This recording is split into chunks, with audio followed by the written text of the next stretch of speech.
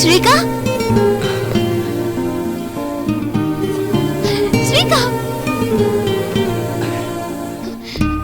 మీరు ఇక్కడ బెంగళూరు నుంచి ఎప్పుడు వచ్చారు? ఎందుకు నన్ను కాంటాక్ట్ చేయలేదు? మీకు ఎన్నిసార్లు ఫోన్ చేస్తున్నా తెలుసా?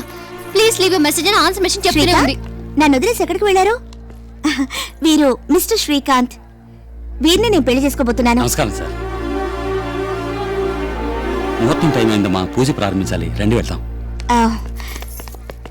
ఈవిడెవరు? Family friend. అలాగా, నైస్ మీటింగ్ యూ. ఇన్విటేషన్ వచ్చిందా? ఓ, నేను తీసుకురాలేదే, మీరు తీసుకొచ్చారా? అడ్రస్ తెలుసుకొని పంపిస్తాను. తప్పకుండా పెళ్లికి రావాలి. తప్పకుండా వస్తారుగా? ఓకే, రండి.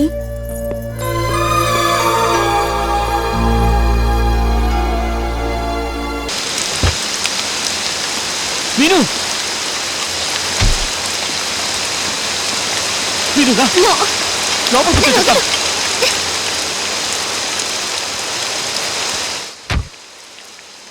నా కంపెనీ షేర్స్ అన్ని ఒట్టి కాగితాలైపోయాయి. మినిస్టర్ దేవేంద్ర గారు ఇచ్చిన 150 కోట్ల రూపాయలతోనే కంపెనీని కాపాడుకున్నారు. అందుకు బదులుగా వాళ్ళ అమ్మాయిని చేసుకోవాల్సి వచ్చింది.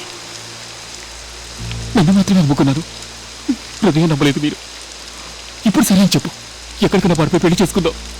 దొంగతనంగా ఉంపుడు గదిగా ఉండమంటావా?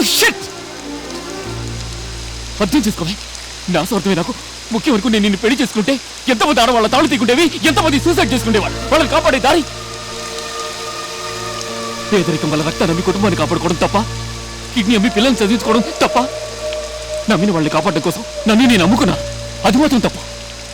నువ్వు చేసింది త్యాగం, కానీ నిన్నే కాకుండా నా ఫ్యూచర్ని కూడా అమ్మాయి చూడు, అది తప్పు, పెద్ద తప్పు.